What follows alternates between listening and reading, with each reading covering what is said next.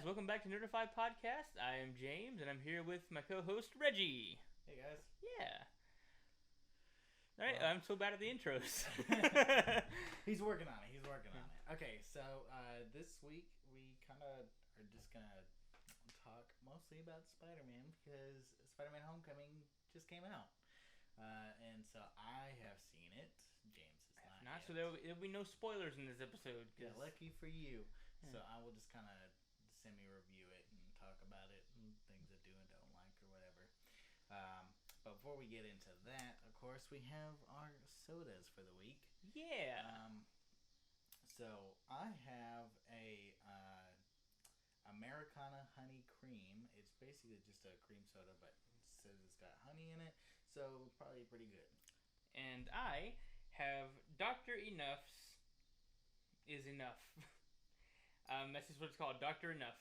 And it says is enough, and it's rich in vitamins, which I like. That's good. Good for me. We have no idea what it tastes like. Never heard of it before. It's very nondescript. It looks like lemon lime, but like it could be a Sprite type deal, but it also like I'm thinking it's gonna be like a seltzer, just like straight up like carbonated water type deal. I'd be okay with that. I wouldn't. But Okay. yeah, so let's get to cracking Alright, on let's these. see. I don't know if this is a twist off or not. Oh, it is. Thank God. All right. Ooh, that smells really good. Mine's lemon lime. lime. Straight up lemon lime. That's all this is. It's a little sweeter than lemon lime. It's pretty much like a. So this is like a straight up like cream soda. It's just got that a tiny bit of that honey flavor. It's a little sweeter than normal, but I like it a lot. Yeah, mine it's straight up lemon lime, but a little sweeter than Sprite, but it's really good. Oh Yeah. wow, this tastes really It good. has I feel like it has like a. It's got a slightly darker flavor than Sprite. I kind of like it. Yeah. It's kind of cool. I like. Oddly, I actually like this quite a you bit. hate cream sodas. I do. I hate cream soda. Yeah. So This is that's awesome. These are good picks this week. So fantastic. I mean, it's not like we pick these hoping they're gonna be great. We know some of these are gonna be bad, but Actually, I picked some of them knowing they're gonna be bad. okay. So let's do the Dr. Enough first. So Like- what do you rate that one, James? Like honestly, I mean, I enjoy Sprite, Right. and this is pretty much Sprite. So I mean, definitely not the best soda ever. No. But I'm gonna give this one a 7. This is I would drink this regularly. Okay, so James gave it a 7. Let's see. So,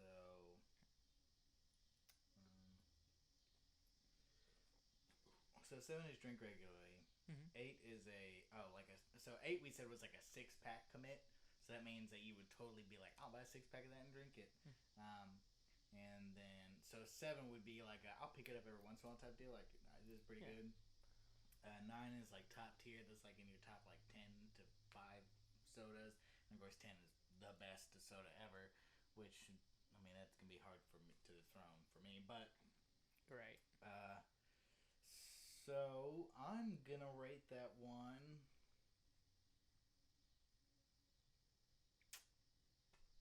You know what? I would totally pick up a 6-pack of that. I'd be, Really? Yeah, I like that over Sprite. So I'm gonna do that as an 8. You know, I picked 7. I forgot what 8 was, because you know Well, too late. it's too late. I'm so sorry. Enough. I'm so sorry. I've done you wrong. It's the highest we've given. Mm-hmm. So Probably because That's it's a lot. most like a normal soda. yes, that is very much true. Okay, so next is the Americana honey cream. So, what are you gonna give that, James? It tastes really nice. But I have to knock off points because it's cream soda. Because I hate cream soda, but that's actually not bad. So I'm gonna give it a 5. I would drink that again. You drink it again? I would drink it again. It's not enjoyable. I mean, If someone laid in I front have of to you, have like I have to be in a certain mood for that. right. So like, if someone to- laid in front of you was like, "This is the only soda you got," you'd like, "Okay, I'll Yeah, I mean, Okay. I wouldn't be. It wouldn't destroy my night, but It's not like 6. I would say is something that you'd be like, you'd want to drink it again. You'd look forward to drinking. yeah, I would look for it. Right. Okay.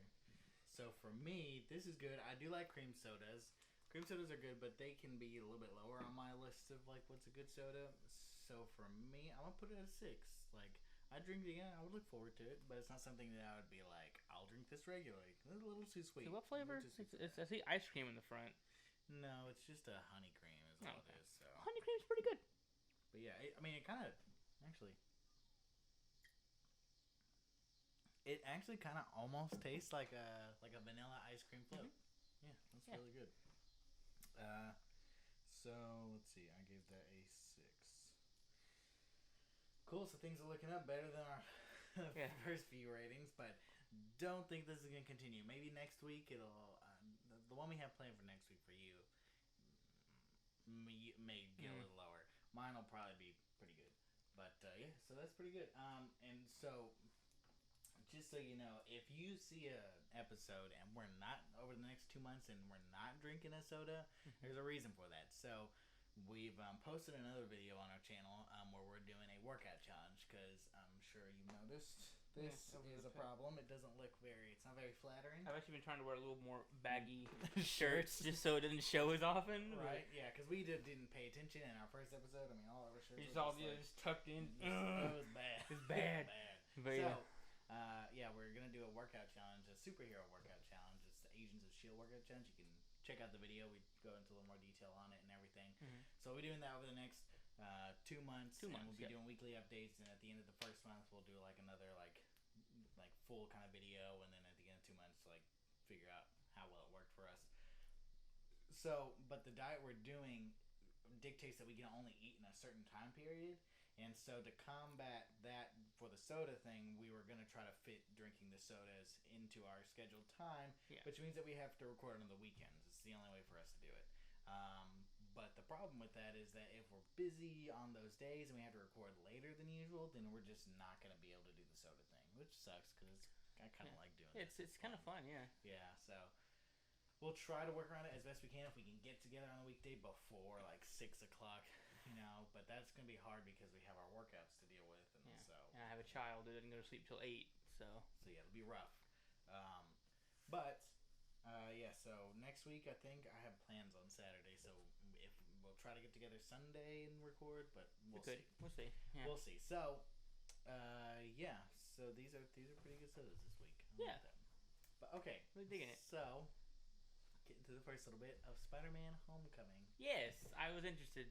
Very interested in this. So I am I'm not like a movie critic by any means. I like reviewing movies. I like telling people if it's good or bad, and I mean, I would know if a movie was bad, but it's enjoyable, that kind of stuff. But I'm not like, well, let me tell you, the direction and the writing were absolutely impeccable. No, I'm not gonna do that shit. So the mood swing in the third act was a little off. Yeah, the pacing at the beginning of the second act seemed a little bit jarring and off-putting from the rest of the film. And I noticed that the end of the third act was the end of the movie. The slight wrist movement Spider-Man did in the second act really brought it back. That one wrist movement really brought it back into the light. It was great. Tom Holland and his wrist acting. It was amazing. Amazing. No, but in all seriousness, I would say if you are a Spider-Man fan, go see this film. I think it's great. So I loved it. His character in Civil War. Yeah, that's really what sold it. Now, the minute I saw him and he showed up and he was like a quirky, like smart ass, and that suit really is really good. That's a really good Spider-Man suit. Yeah, it's great. And like the way that they integrated technology into it, like I love that. Like the one thing that I've realized like about 10 years ago, as like, why do some superheroes look really odd sometimes in film, but then are like okay in comics and cartoons? And the thing I figured out is the eyes. If they draw them with like Batman with just blank white eyes, or Spider-Man with his little like goggle things that's integrated in the suit, they can animate those to show emotion really easily. Right. But in a movie, you can't do that unless No. you're gonna switch out, do stop motion type shit, or just go CG and like animate the eyes, which is gonna look a little weird.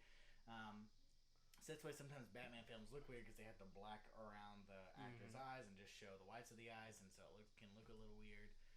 With Spider-Man, you don't get that emotion through the eyes. You only get it through body language and the voice, and so it can be a little bit difficult. So I liked the fact that with this Spider-Man suit, they integrated tech so that way his eyes would animate to show a little bit more emotion. Oh, they actually explain that? Yeah. That's so cool. Yeah, okay. and All so, right.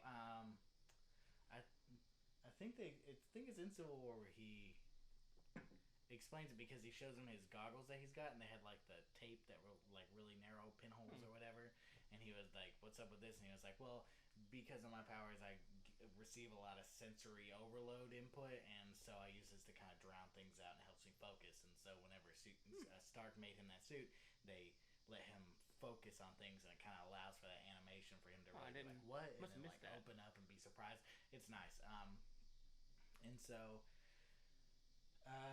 but there's things like Deadpool did like the CG like facial animation stuff really well. Oh yeah. I mean, but that kind of character lends towards that stuff. But yeah, like with Batman and everything, it can be difficult to do that kind of stuff. So I like that. Yeah, with Deadpool, you don't really have to explain it because he's a goofy character. But with a more serious character like Batman, right, you would totally have to explain it. I mean, Spider-Man could get away with it, right? Because he's also sarcastic and funny. Yeah. But at the same time, it's nice that they actually went to the trouble to explain how that happened. Right. And it gave it an explanation. So. Right. So, getting onto Homecoming, it's a great movie. Tom Holland does a great job playing a high school Spider-Man who's nerdy and smart, and but he's also just like a total like social loser, and like very much like his quips are all great. Like he very much feels like the high school Spider-Man that we've kind of known. It's the way I've heard it put, which is really great. Chris Stuckman, he reviews movies on YouTube. If you haven't checked out his stuff, go. He's a great reviewer. The way he put it was really nice. Was this is a movie about how Spider-Man becomes Spider-Man. So kind of this transition from being a Spider-Boy into a Spider-Man, taking on responsibility and maturing. And it's really, really nice. The pacing is a little bit slower. There's not as much like web sling action as you would hope, but it's kind of like a high school movie first. It's about Spider-Man being a teenager and dealing with normal teenager problems, which is Stan Lee has said that's why people relate to him because of the fact that he has normal everyday problems that everyone else experiences. And so I kind of like that. I like they characterize everyone really well. Ned, his sidekick, is great. He's funny. And then the Vulture is excellent. Really? The most characterized and deep Marvel villain there has been. He just does a really, really good job. There are parts where the pacing can drag a little bit. That's kind of one thing I didn't like, and they I guess kind of they pushed a lot of like the hey, this is in the Marvel universe thing quite a bit, but I get it. Like it's they kind of want you to know like this isn't just a Spider-Man movie. This is a Spider-Man movie in the Marvel universe. Because they've made it a point to make it a universe, so they have to. Right. Yeah. Even though he's already been in Civil War, so you knew if you saw Civil War, you knew who this Spider-Man was. They still have to. The ties in there just for people who haven't seen Civil War, but most people have. So it's really good. I would recommend going and seeing it. If for whatever reason you were apprehensive about it, which I don't know why you would be, I would say just throw away your apprehension, go see it. It's great. I already plan to. So good, yeah. And so then of course that begs the question of how does it compare to the past Spider-Man films? Oh man. So just going based off actors first. Tom Holland, I think, is a great Peter Parker and a great Spider-Man. He balances that really well. And you have the first Spider-Man, Tobey Maguire. Mm-hmm. Which I actually... Okay, so... I liked him as Spider-Man, but it's probably because it's the only cinematic Spider-Man we had at that point. I thought he did a good job up to a certain point. But yeah, I totally bought it, like, because I had read a few Spider-Man comics, so I could see the similarities in, you know, stature. He's super skinny, you know, he had the stature to pull it off, and he wasn't as funny as Spider-Man in the comics was, but I guess they tried to play it off as more of a serious movie, which shouldn't have happened. So, I guess the way I saw it was that Tobey Maguire, I thought, played a good Peter Parker. Okay, yeah. But not a great Spider-Man. I mean, I like Tobey Maguire, but something about his face sometimes just, like, puts me off a little bit, and I'm just like, no, don't make that face. But, given that aside, Spider-Man 1 was good. It was a great first cinematic intro for Spider-Man. So this is the thing that I've noticed. It doesn't really stand up over time. Not saying that if you watch it now, it's a bad movie. I'm saying after multiple rewatches, it kind of gets to a point where you're just like, you know? Like, for me, my number one movie of all time is The Dark Knight. And that movie I could watch over and over and over again. I mean, I've seen it. When it came out in theaters, I saw it like 7 times. And of course, I have it on Blu-ray, and I watched it like 8 or 9 times. And every time, I absolutely love it. But with Spider-Man 1, I mean, it was played enough at people's houses and in school, and it was playing on TV all the damn time. And one thing I noticed after a while is that it kind of gets to be annoying. Even though the Green Goblin is good in that film, and Willem Dafoe plays a very good psychotic Green Goblin. He was amazing. After a while, it kind of gets a little grating, and just, I don't know, just something about it doesn't really hold up after multiple rewatches. But I will say Spider-Man 2, which has been the last good Spider-Man up until this one. I think that came out in like 2004. Think so? I think so, yeah. And I will say that Spider-Man 2 is amazing. I mean, it's actually the one I've seen the least. Really? I mean, okay, so I haven't seen. What's the next iteration of Spider-Man with what's his face? And you know what I'm talking about. I haven't seen any of those actually. So I mean, I forgot where I was going with that. I'm trying to think of his name. What is his name? Something Garfield. Andrew Garfield. That's there we go. Yeah. So okay. So Spider-Man 2 is really good. The characterization that they pull for Doc Ock is great. He is a great villain. You really feel for him. You understand all of his motives, and so you understand the tragedy behind his character and everything. Oh yeah.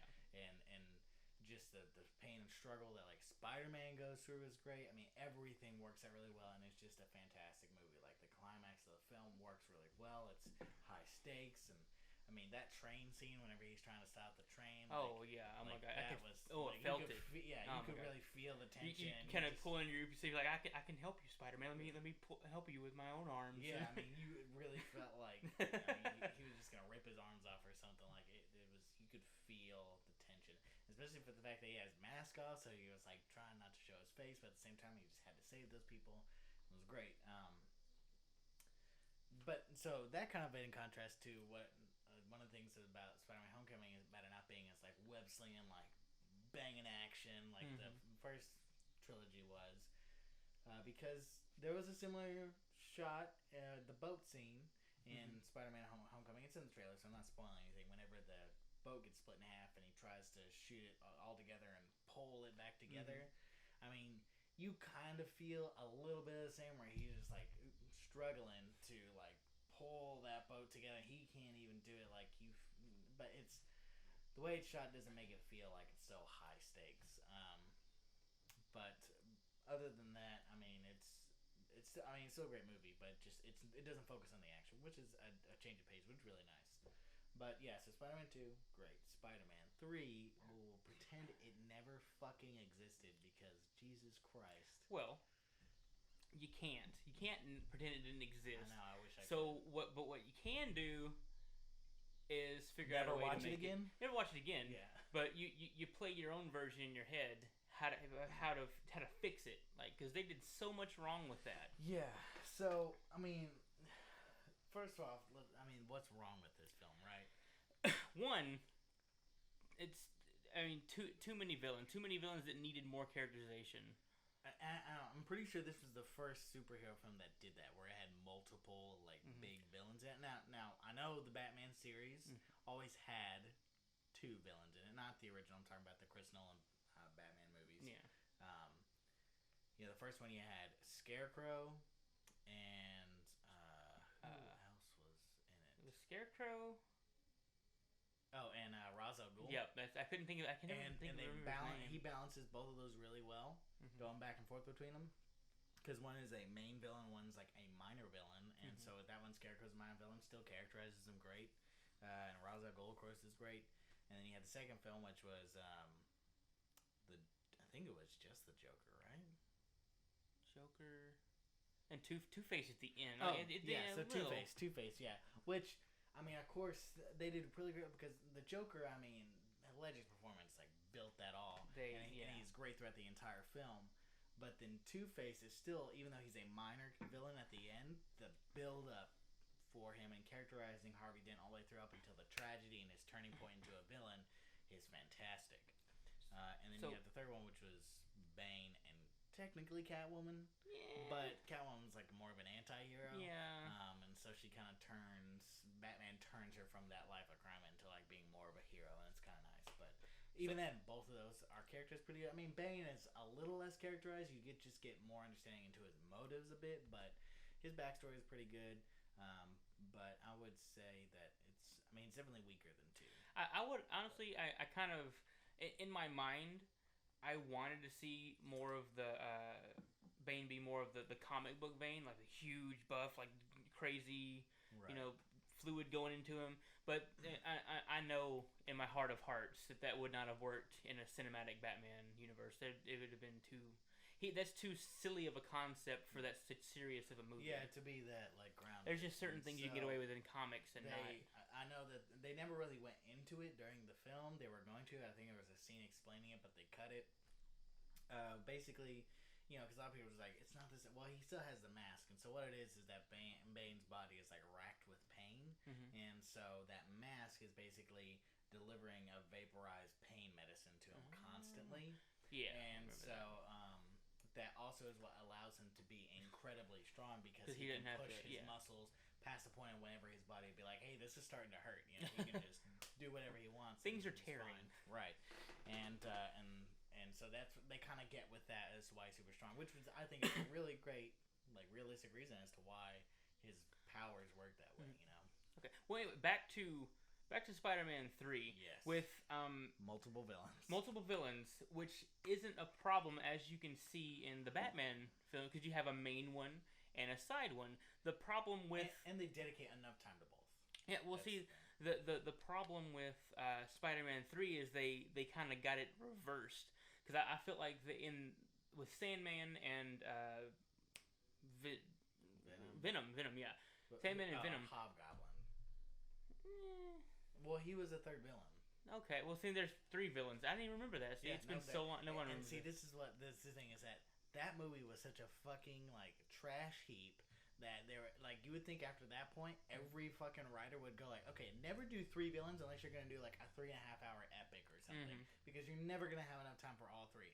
But has that changed anyone's mind? No. There's been still other movies where it's let's just show as many villains as we can. I feel like they thought they can get away with Hobgoblin because he his story from the past 2. He's been there the entire time. Right. But my point is they kind of got the main villain, side villain, the story building reversed. They built up. They made me care so much more about Sandman and made him the side villain, and I didn't care hardly anything about Venom and his backstory. They didn't build. They didn't give him enough time. Because all it was that the rock from outer space lands. It infects Peter Parker. He becomes a fucking emo dickhole, and then at the end, Eddie Brock randomly becomes Venom and fights for 10 minutes. Yeah, and but right off the bat in the beginning, they made me care about Sandman in the first like 10 minutes of the movie. Oh yeah, Like I was like, he has a great story. oh my god. So that's what they really needed to do. I mean, they needed to make that first of all, they probably could have given Venom his own movie at first. Yeah. Because that's a big comic book character. Right. Sandman, I could see not doing that because he's not so big. I mean, I knew him, but Venom was just so much bigger. So I feel like they could have given Venom his own movie because he has such a big backstory. Given Sandman the main villain slot and Hobgoblin the side villain, or they could reverse that. Yeah. We have enough backstory on Hobgoblin. I mean, Venom and Hobgoblin were like just shoehorned into that film, and it was just like, oh, they're there for like the last little bit, but I mean, but that's how they could have they could have continued. They could have had Spider-Man 4 and 5, but they kept it. If I remember correctly, this film came out before The Dark Knight, right? I think. It did. The Dark Knight came out in like 2010 or something like that. Maybe 2000. I remember being excited about Spider-Man 3 and then disappointed. Yeah, 2009. I think Spider-Man 3 came out in like 06.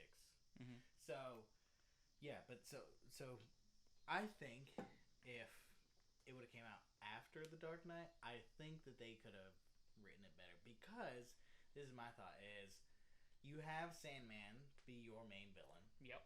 He's got a great story. You understand his motives, right?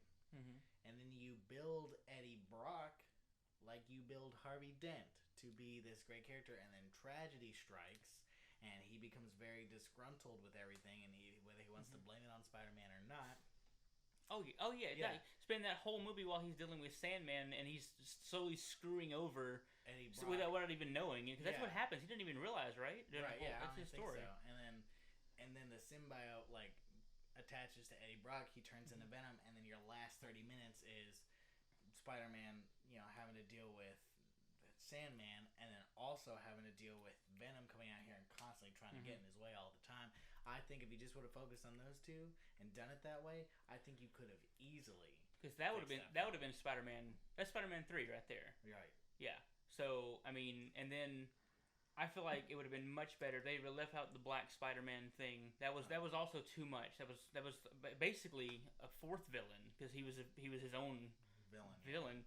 So I mean, they really should have had, like you said, the Venom fight right at the very end, dealing with Sandman and Venom, and then he defeats them. And at like the very last, maybe it's an after credits thing.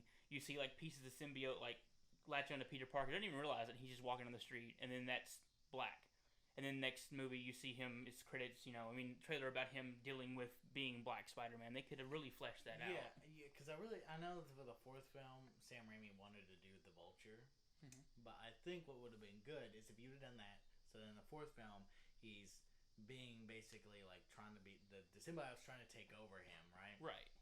And so it's making him a little more bad. I wouldn't say, like the way he went about it with being like this bad boy Saturday Night Fever bullshit. Like that's awful. Instead, what I think it should be is that it should be fucking with his morals, right? And so a good villain to kind of go along with that would have been Hobgoblin, right? Because Hobgoblin is Harry Osborn's son, and so he's really angry at Spider-Man, and he's trying to he's just like, I'm gonna do whatever it takes to kill you.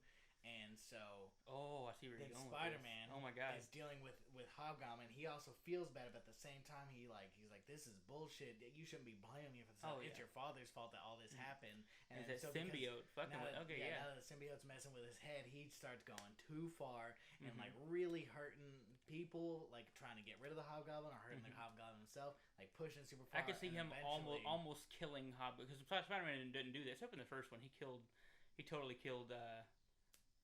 What was his face? Green Goblin? Yeah, Green Goblin. That's the word. Oh, yeah, he totally just jumped out of the way of the thing. Yeah, really, Green Goblin killed Green Goblin. He didn't stop it. That's like Batman and Batman Begins. I mean, he was just like, I'm not going to kill you, but I know how to save you. So it's like, all right, you're dead. Well, yeah, that would have made such a good movie. They would have done just something. They really should have thought about that. Yeah. I feel like they kind of knew it was going to be their last movie, so they had all these ideas. They just wanted to fit in there. Well, from what I heard, Sam Raimi was wanting to do 6 Spider-Man films. And I think the studio was behind him. And so I think for whatever reason, he was just like, okay, I've got 4 films left. I gotta fit as many Spider-Man villains. No, you don't. You don't. No. His rogues gallery is not huge. In 6 films, you could get pretty much all of them out of the way. Yeah. Because your 5th film could have been Vulture, and then your 6th film could have been like Scorpion. You know? No. The final one needs to be Carnage. Oh, That'd be such so an good. epic send off with Carnage, because maybe in 4, like 4 he's dealing with Black Spider-Man.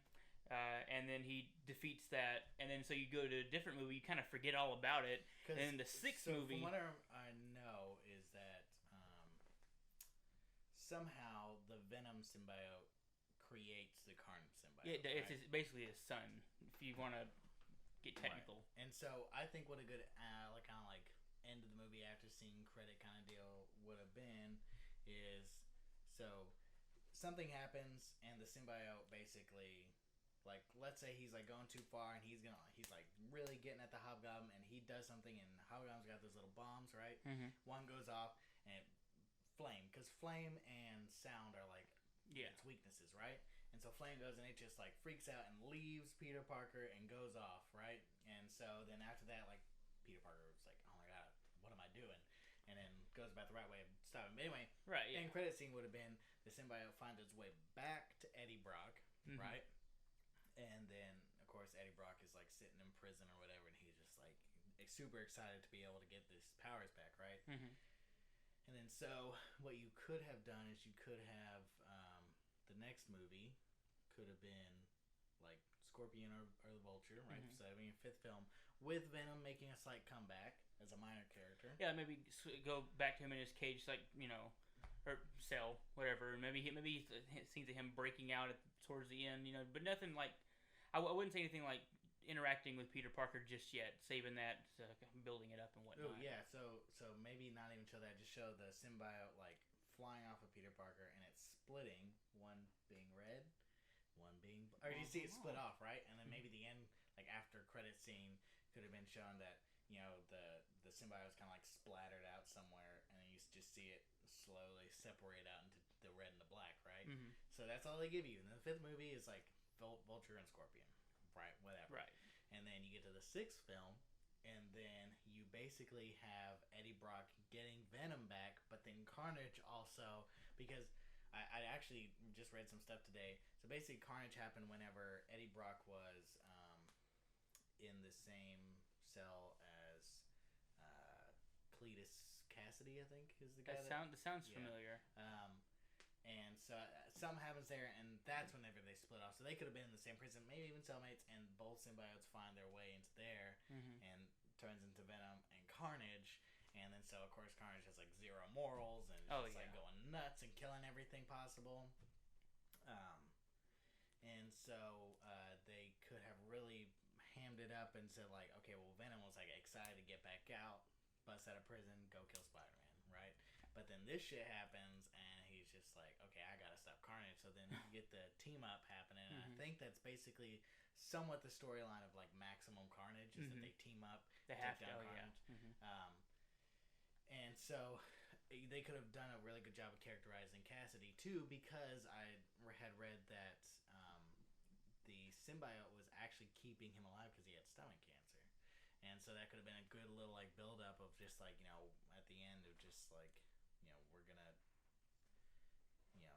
he's trying to explain why he's letting the symbiote do what it wants. And the reason why is because he's like, I'm gonna die if I don't. I've got stomach cancer and all this stuff. And then so they feel kind of bad for him, and Spider-Man ends up, like, feeling bad and letting him go. And then, like, of course, then he regrets that decision later. Something bad happens. They decide we just gotta stop this thing. And so I think that all could have worked. That would have been a really great arc to deal with. But of course, takes for up all whatever 6 reason, movies and works out. Oh my God, that'd have been such an epic. Because they were coming out every, like, 2 years. You had 2002, 2004, 2006. So 2008, 10, 12, and 12. So we would have been done with that. But still, that would have been amazing. They would all been on that shelf right there. Yeah, just all of them. That would have been great. That's how you fix that shit. Yeah. But why? Why didn't they do that? Why does no one listen to us? Yeah, I know, right? Several years ago. Time travel. Invent it now so we can go back and fix this shit. But then we won't have an episode. So then we won't go back and fix it. We would have an episode just be like, hey, we fixed that shit.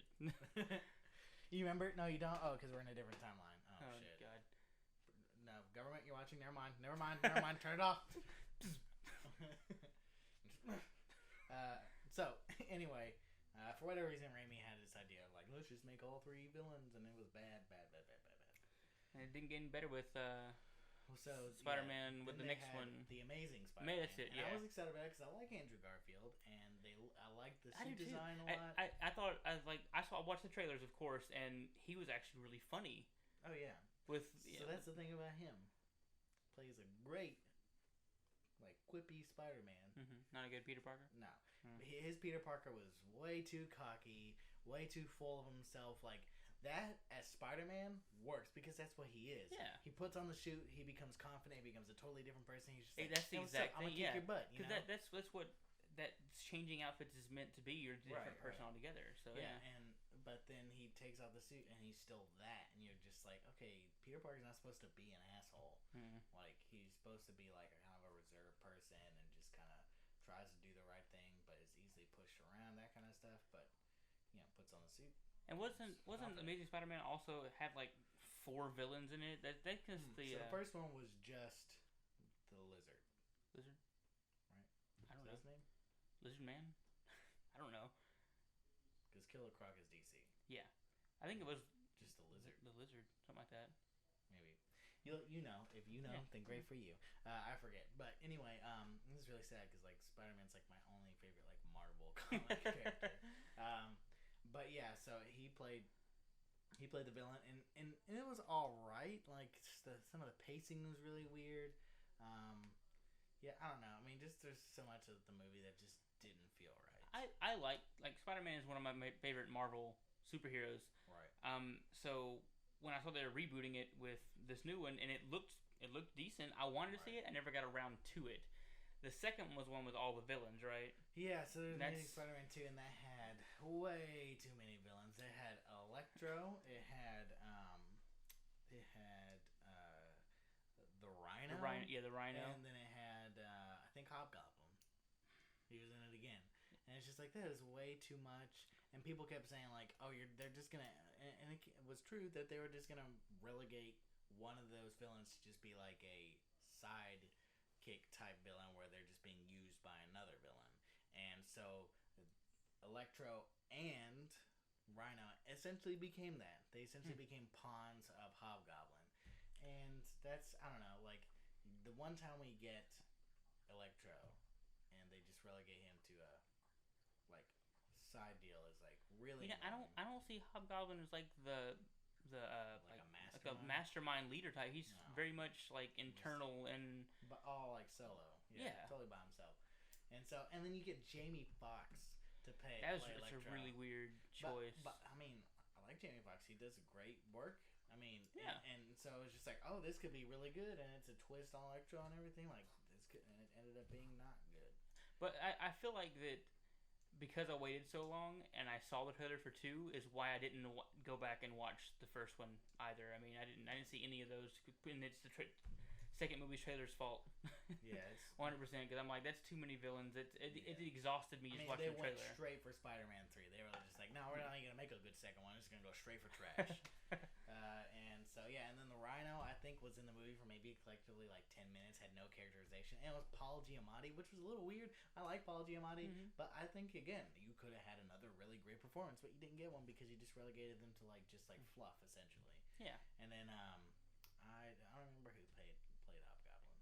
See, these big, like, all the main villains in all of these franchises are like, they don't need these fluff characters with them because they're like fleshed out enough. You have enough material to go on in these comics to not have to do that. You can make a really rich backstory, and you can just from the comics, and it's enough for the movies. You don't have to throw it in just for fan service. Like the Iron Man movies work, except for the second one, work really well is because they focus on one villain. Yeah. You have the Ironmonger in the first one, and that whole thing is great. And then you have, I don't even know the name of the guy, Electric Whip dude. Yeah, I don't know. That movie was boring and terrible.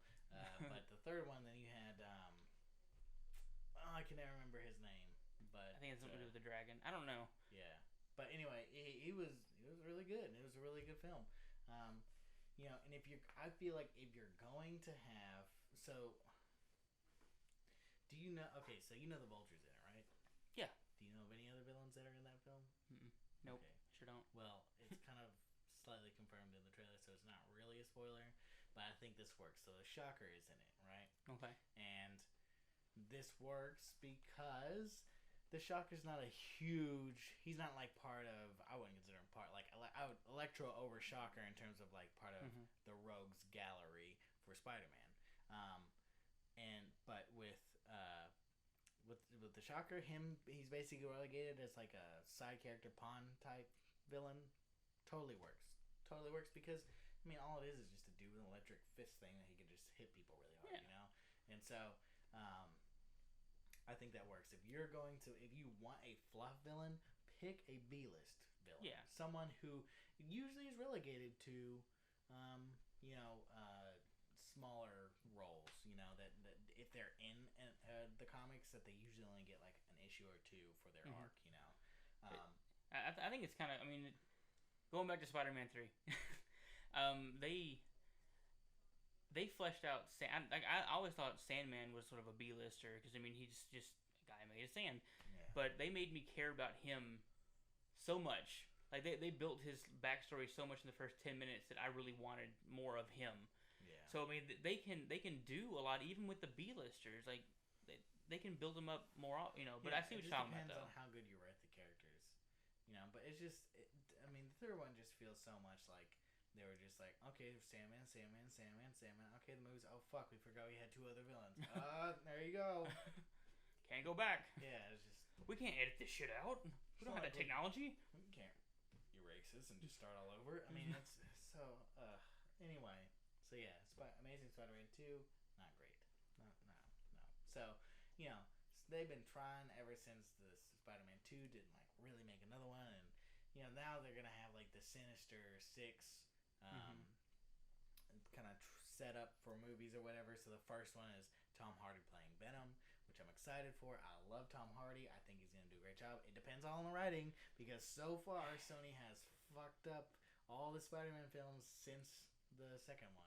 And it's just been bullshit. So Venom is such a huge villain. If they can pull that off, they're gonna have so much money.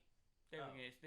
Oh my god, everyone's gonna see it. If this one is really successful, it'll be enough to push for the other ones to work out. But don't get me wrong. Just because you make a good Venom doesn't mean that Scorpion comes out next, and then, I don't know if it does, but let's say Scorpion comes out next. It's like, okay, this was kind of trash. And then like Vulture comes out next, and you're like, oh, okay, this was really bad. And then like it's not gonna like people are gonna stick around for all 6 films. If you make one really good one and then the rest are trash, no one's gonna care about the 4th one. Yeah, it's true. So that's why Wonder Woman was such a like pivot point for the DC universe because you had Man of Steel, and then you had Batman vs Superman. All right, had his problems, wasn't great, but wasn't awful. Right. Yeah. Watchable. Yeah, sort of. And then you had Suicide Squad, which was just like garbage. And I couldn't even finish that one. Yeah, got halfway through it and turned it off. It's bad. And so at that point, like you're like, okay, a string of bad movies. Oh, this is not great. And then you get Wonder Woman, which is just. Our first episode talks all about that, and it's fantastic. Go back and watch that. Yeah, please. Please. But now the next one to come out is Justice League, right? Is it? They're not gonna have any more of the standalones? Nope. This is why it was stupid because they went like, let's just have a few standalones and then the Justice League. And I was like, no. You build up to the Justice League. You really do. They've kind of fixed it now because the original plan was going to be, Wonder Woman comes out and then Justice League and then Aquaman and then Justice League Part 2. You don't even get Cyborg and all the other ones. So now I think they've pushed it back a bit more, and so you get Justice League Part 1, and then you get Aquaman and Cyborg and all them. So you're gonna get in the Flash. You're gonna get those at least 3 or 4 of the individual films before you get Justice League Part 2. I don't think we'll get the Batman standalone before Justice League Part 2, but it just depends on how they do it. So I'm nervous about Justice League because Zack Snyder still touched a lot of it, and so I'm hoping that they're just like, okay, we saw how successful Wonder Woman is. If we need to rewrite half this shit and reshoot scenes, which I think they were like reshooting a lot of stuff, even up till now, and so that means that maybe they're trying to change the tones of things, lighten it up, and it's like, okay, when these are comic book characters, and I get the DC, which I think we talked all about this, but DC is a little bit of a grittier comic type than Marvel. But when people see this, they want to have that like fantastic odd adventure type deal, Yeah, exactly. So. And this is why Marvel did it right with what was it? Avengers. I don't know why I can think of that. Because we didn't even know about Avengers until they were building this universe without us even knowing. Because was there an after credit scene in Iron Man 1? I don't remember. That was so long ago. Iron Man 1 and Hulk came out around the same time, and I think Hulk came out just before Iron Man 1, right? And so I think in that one they hinted, they were like, I heard you have a Hulk problem.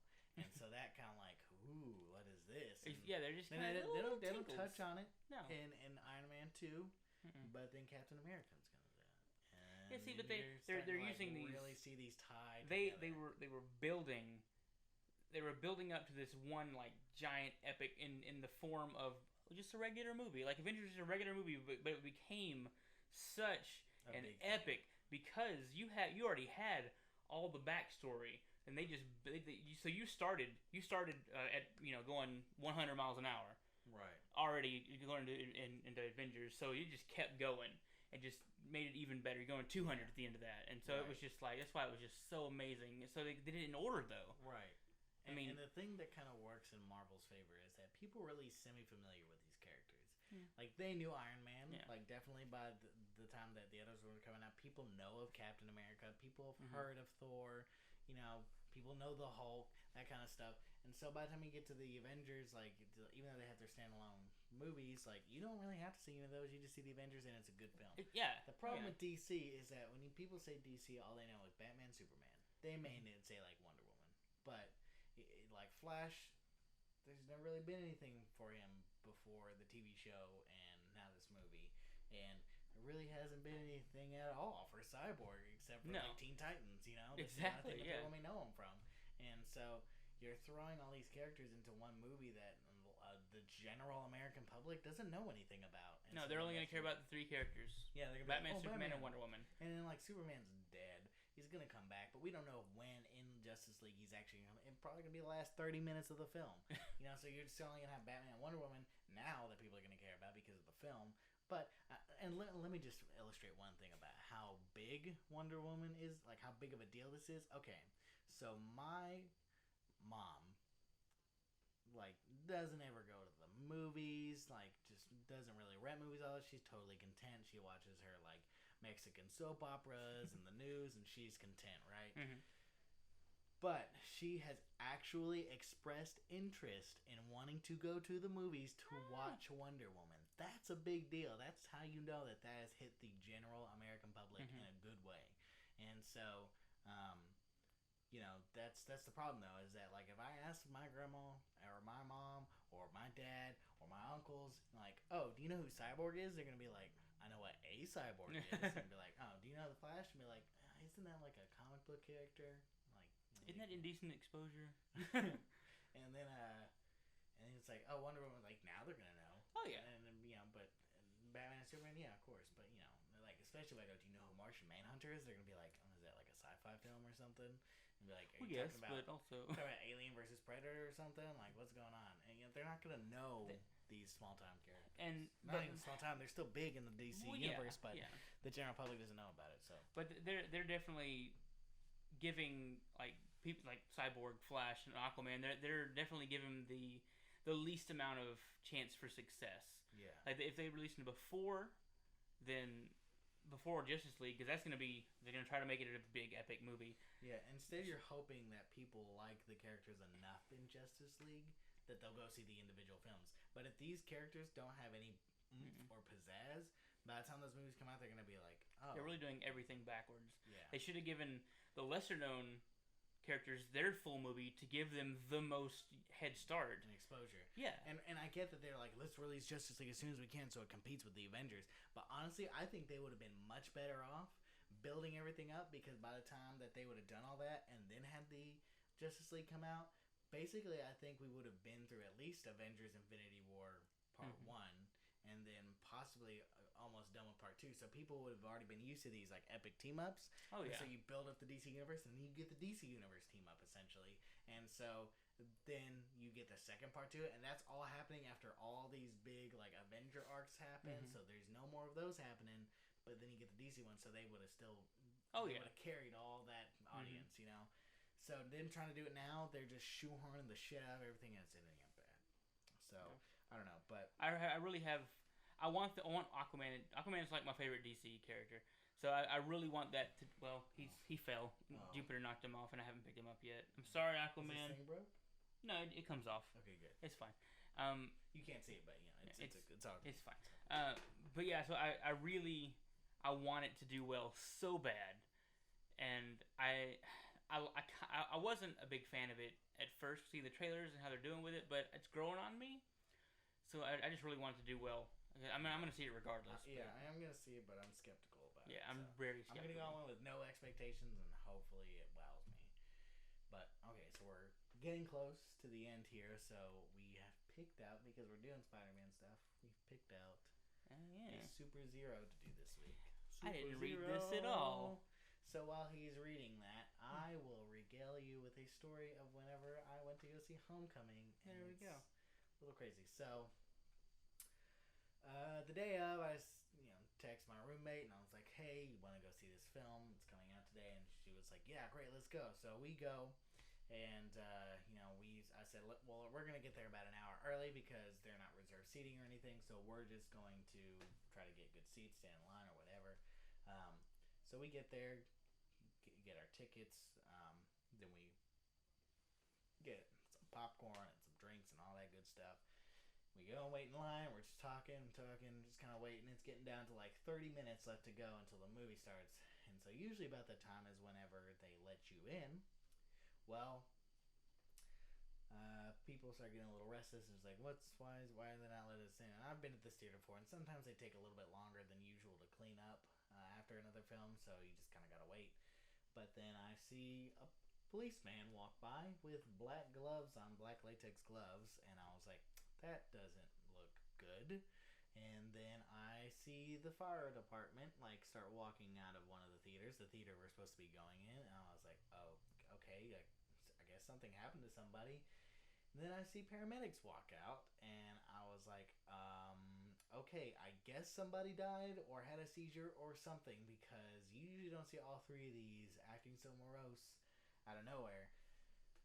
So we're just like, okay, well, whatever's going on, I guess we'll find out here soon enough. And the next thing we know, manager comes out and says, hey, y'all are going to have to go to guest services to change theaters. And we were like, what? Okay, and then I'm going to change from theater like a 7 or 9 or whatever it was to a different one.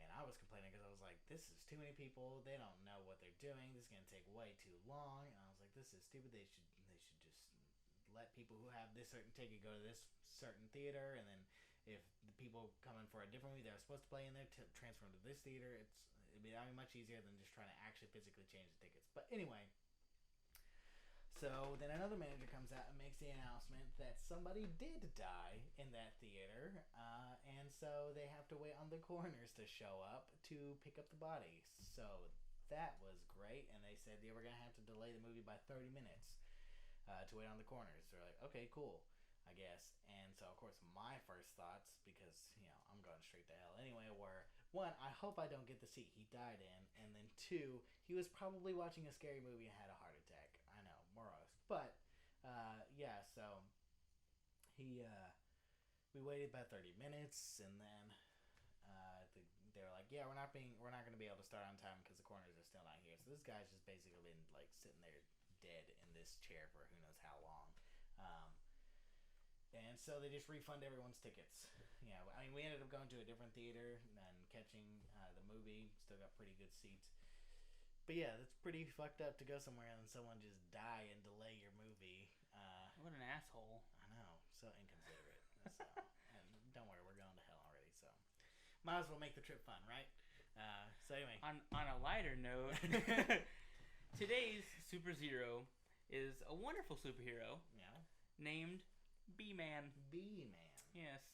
Oh. So, Was he his stung by a radioactive bee? close. Oh wow. Okay. Close. So I'm gonna go first. I'm gonna give you his actual name out of costume. It is Barry E. Eames. So B-E-E.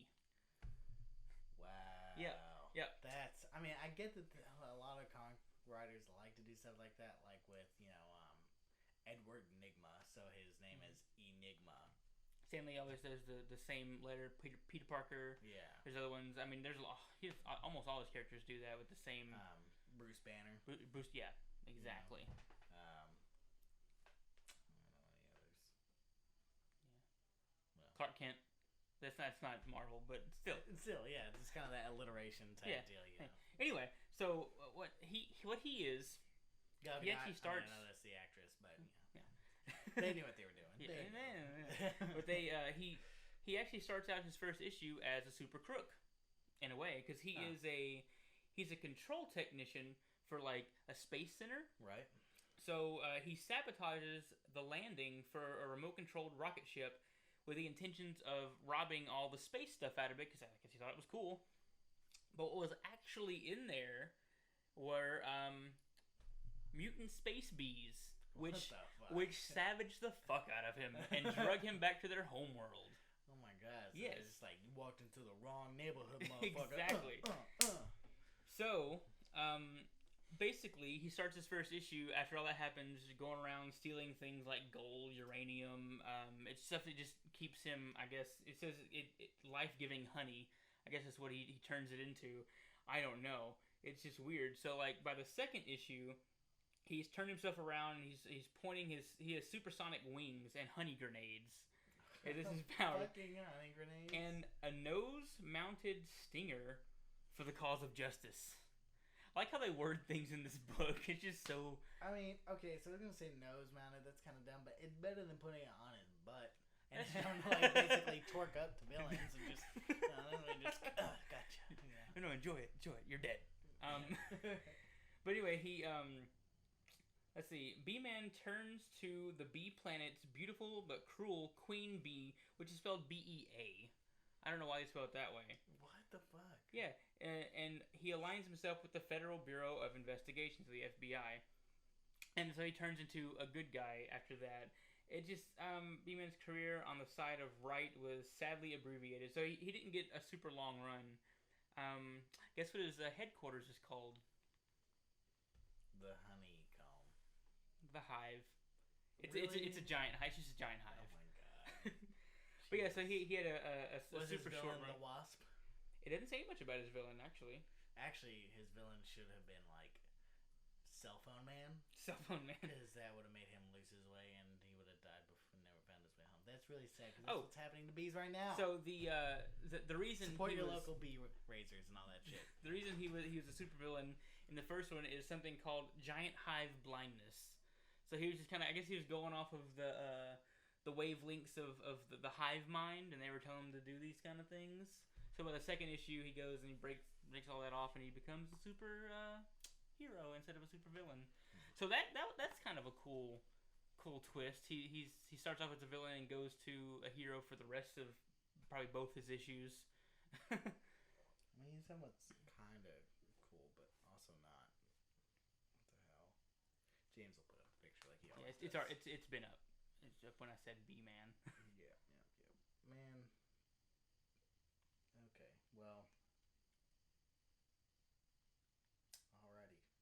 Well, Otto Bender and Bill Drought, I'm sorry, didn't create the next hit, but maybe next time. I don't know what the rest of the stuff they did, but it came out around the same time that Batman 66 did. So they were trying to kind of coattail off of that, off the success of that, and I don't know. I don't understand how, because this is nothing close to Batman.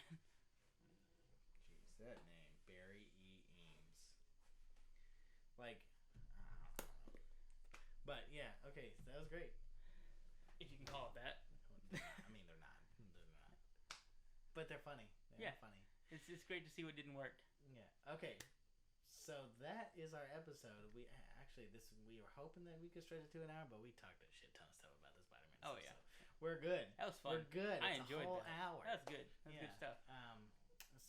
And just so you know, it's not like there's monumental planning that goes into any of this shit. Like half the time, it's like the day before we're gonna shoot, and we're just like, "Hey, so what's the episode gonna be?" And then we'll just start brainstorming. And then this is the thing that we don't notice until like 15 minutes into our conversation. By the time we know it, we're talking about stuff that we should be waiting to talk about on the podcast. And we're just like, really, we shouldn't talk at all outside of the podcast ever because half the shit we say, we're just like, oh, this would be good stuff for the podcast. And we're just like, oh god, don't say anything more about it. Shut up. But even then, we do a pretty good job of recreating our conversations because we're just passionate about this stuff. So we add on to it too. So. Oh yeah, for sure. Nice. For sure. Yeah, because we don't talk for an hour about this stuff. We always catch us up within like 10, 15 minutes and be like, oh, shut up. So. Yep. All right. But so don't forget, we're doing the exercise thing. Check that out. Comes out, and we'll do it once a week. I know the podcasts come out every Tuesday, right? Yeah. We aim for Tuesday. Yeah, sometimes Monday. And so the other ones, I don't know. I think they'll take a little bit more editing because he'll be having to take like 2 video sources and put them together, and they call for a little bit more jump cuts and that kind of stuff than this because it's all just static cam. Yep. But we'll see how it works out. But we've been saying this, plenty more content, and we're building another studio at my place, gonna try and trade off and everything. And we did get, I know there's some problems where I like to sit like this and you can't hear me as well, so I should be doing this, but this feels really weird at the same time. So we have gotten a second mic. Haven't figured out how to use them both at the same time. Oh, so as you can see, second mic. Same exact kind as this one, so it's The problem is that the program we use is very bitchy about using 2 mics. Doesn't like it. Especially that they're USB. I mean, I know we could technically get an interface, but there's not a lot of interfaces that have 2 USB inputs. So we're going to try to figure out another audio program we can use. Right now we're using Reaper. We're going to try to use Reaper. Right now we're using Audacity. Right. Yeah. Which is super So free. if you know how to get Audacity to use 2 separate USB mics, that'd be great. Oh my god. Or if you know another program that's relatively like cheap or free, because I know Reaper's technically free. I mean, you can buy a license for it, but just let us know. That'd be great. Because we're still trying to figure this shit out. Like I said, we're trying to fake it till we make it, because otherwise we're gonna make it. Yeah, we'll make it eventually. Totally professional. So, anyway, all right. Well, thank you guys for sticking around for another episode. Appreciate it. Eventually, these will have audio versions that we're gonna plop on some podcast website. Again, we're all slowly working for it. And then on top of that, we kind of are tinkering with ideas about changing our format and how we do stuff. So in due time, we'll get this shit figured out.